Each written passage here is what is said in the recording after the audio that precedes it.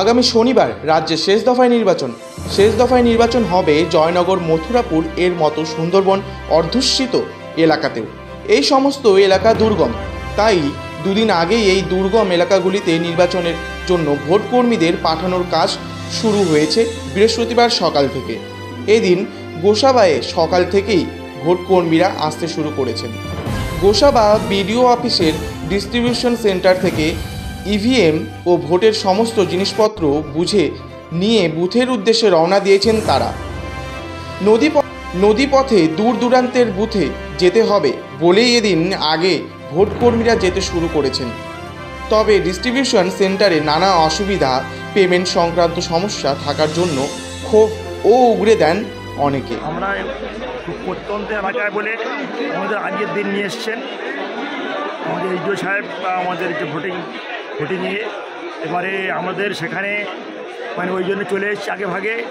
আমার তো পড়েছে এখান থেকে লঞ্চে 4 ঘন্টার পর দক্ষিণ পুঁইজালিতে পড়েছে আমার।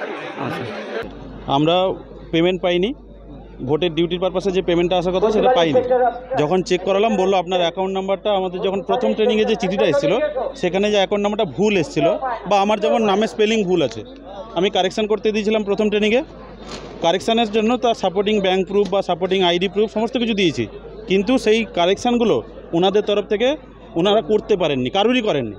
যার কারণে আমার মতন অনেকেই আছেন যারা এই লাইনে দাঁড়িয়ে আছে, সবাইকে সাদা পেজ দেওয়া হলো। এখন আপনারা টু দ্য রিটার্নিং অফিসারকে চিঠি করুন, আমরা বিষয়টি দেখছি।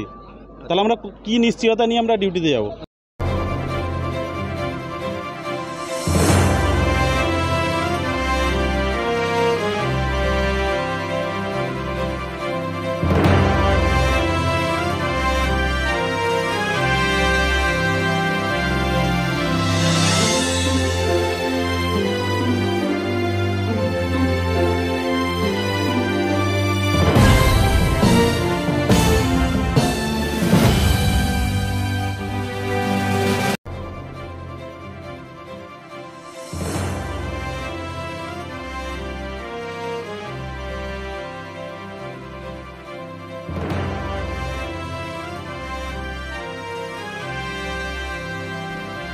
Bureau report, royal Bangla TV.